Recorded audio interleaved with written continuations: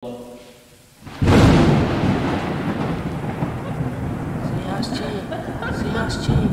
আমাদের কাউকে ছাড়বে না। এই গ্রামের কেউ বাঁচতে পারবে না।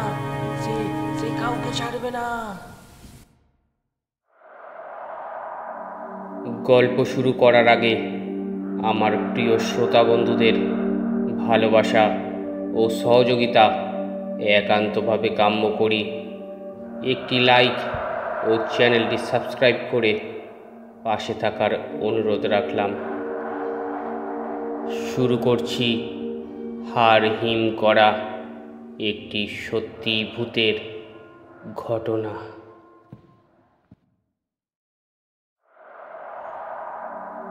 সময়টা ছিল 2015 সাল। সবেমাত্র অনার্স প্রথম বর্ষের ছাত্র আমি। নিজের হাত খরচ চালানোর জন্য একটা টিউশনি করতাম। ছাত্রের বাবা ছিল পুলিশ কর্মকর্তা। হঠাৎই তার ট্রান্সফার হয়ে যায় অন্য কোথাও, তাই তারা চলে যায় আর আমার হাত খরচের মাধ্যমটাও হারিয়ে যায়। তখন আমি অনেক খুঁজেও আর একটা টিউশনি জোগাড় করতে পারলাম না। তারপরে একদিন রাতে আমার বন্ধু আবির কল করে বলল, একটা টিউশনি আছে, ক্লাস 9-এর এক মেয়েকে পড়াতে হবে।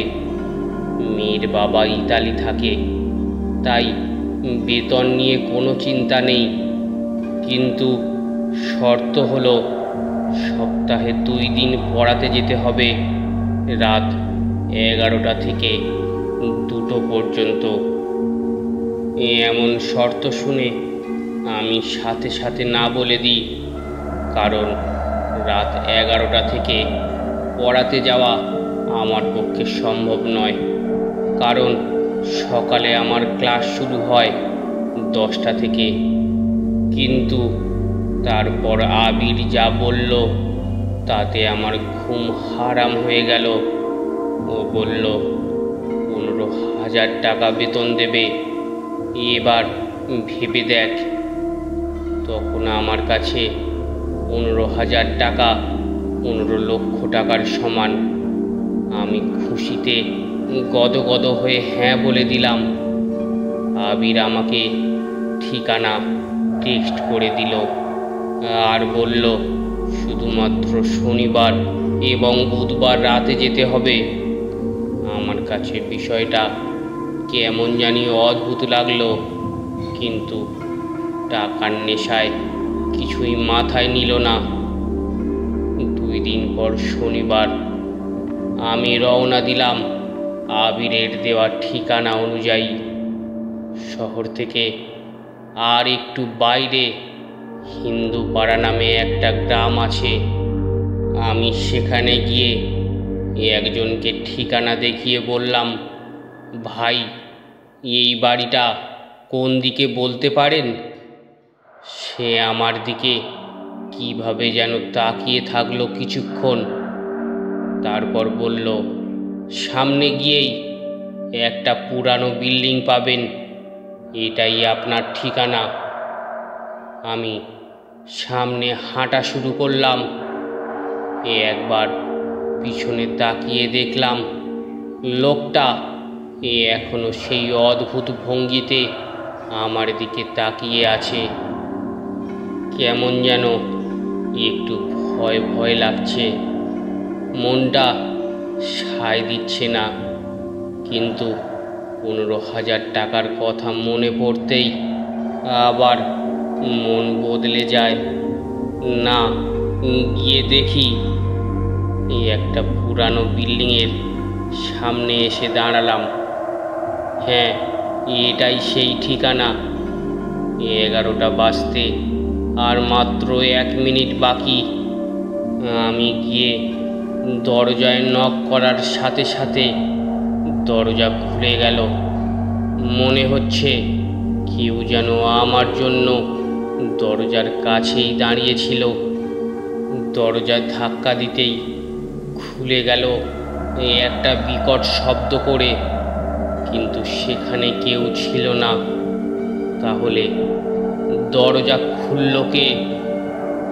আমি তখন ভূত প্রেত এসবে ভয় পেতাম না, তাই নিজেকে খুব শান্ত রেখে বাসায় প্রবেশ করলাম।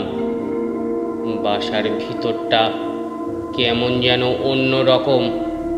প্রতিটা দেওয়ালে আরবিতে কিছু লেখালেখি করা, অদ্ভুত অদ্ভুত ছোট ছোট পোকামাকড়ের চিত্র আঁকা।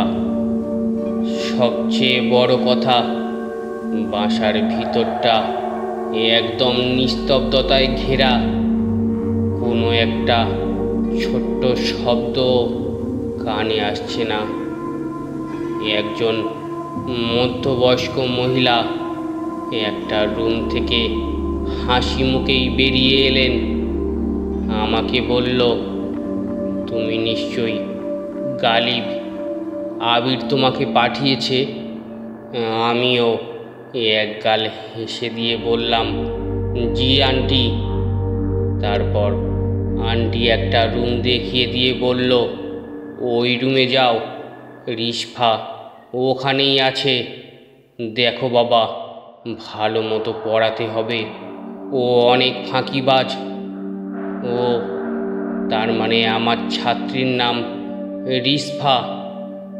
আমি বললাম, সেটা নিয়ে আপনি একদম চিন্তা করবেন না আন্টি। এই বলে রুমে চলে গেলাম। দেখলাম রিসফা এক মনে খাতায় কি যেন আঁকছে। আমি গিয়ে হালকা কাশি দিতেই সে উঠে সালাম দিল। আমি সালামের উত্তর দিয়ে বসলাম। খাতার দিকে লক্ষ্য করে দেখলাম সে এক অদ্ভুত একটা প্রাণীর ছবি আঁকছিল। এমন প্রাণী বাস্তবে নেই, শুধু কল্পনাতেই আঁকা সম্ভব। তারপর আমি তাকে উদ্দেশ্য করে বললাম, আজ থেকে আমি তোমাকে পড়াবো, মন দিয়ে পড়াশোনা করতে হবে।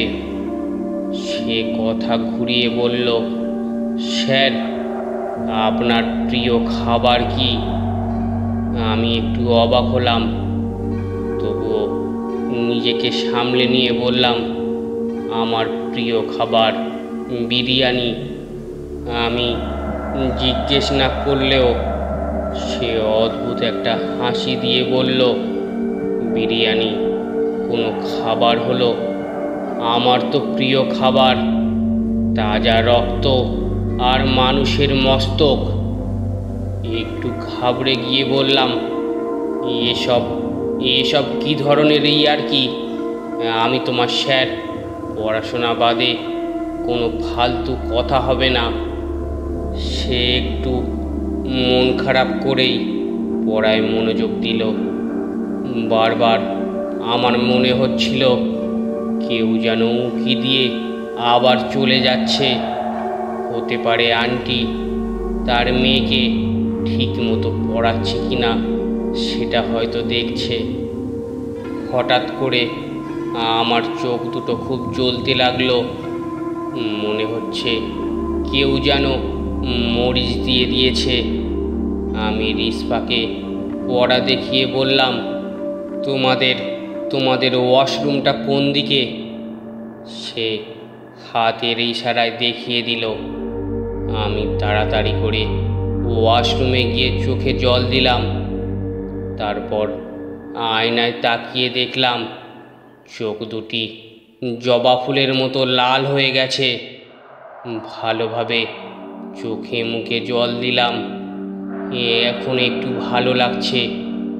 ওয়াশরুম থেকে বের হতে যাব, হঠাৎ খেয়াল করলাম আমি তো চলে যাচ্ছি, কিন্তু আয়নার ভিতরে আমার প্রতিবিম্বটা এখনো ঠায় দাঁড়িয়ে আছে। আমি চোখ ডলা দিয়ে আবার তাকালাম আয়নার দিকে। এবার সেখানে কেউ নেই, এমনকি আমার কোনো প্রতিবিম্ব সেখানে নেই। এটা কেমন আয়না যেখানে নিজের প্রতিবিম্বটাও দেখা যায় না। আমি আমি ভয়ে বাইরে চলে আসলাম। এবারে রিসফা বলল, স্যার তাকে দেখেছেন? আমি হকচকিয়ে উঠলাম। রিসফা কিছু না বলে তার আঁকা সেই প্রাণীটার দিকে তাকালো। কেমন যেন অদ্ভুত লাগছে তার আচরণ। সেদিনের মতো পড়ানো শেষ করে বের হয়ে এলাম বাড়ি থেকে। আর কোনো দিন ওই বাড়িতে পড়াতে যায়নি। এখনো স্বপ্নে আমার ঘুম ভেঙে যায়, আর মাঝে মাঝে মনে হয় ও কে ছিল। গল্পটি কেমন লাগলো অবশ্যই কমেন্ট করে জানান, আর ভালো লাগলে চ্যানেলটি সাবস্ক্রাইব করে নিন। ধন্যবাদ।